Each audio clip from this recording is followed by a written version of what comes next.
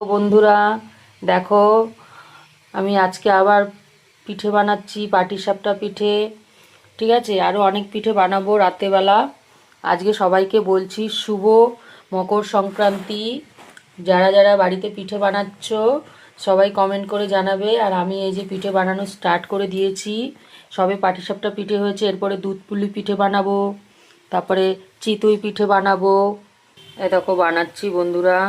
এই যে পুর দিয়ে দিলাম বন্ধুরা, দেখো এই যে বানাচ্ছি, একা হাতে সবই করছি তো বন্ধুরা, তাই জন্য একটু আস্তে আস্তে ধীরে সুস্থে দেখো। এই দেখো কত সুন্দর উঠছে বন্ধুরা।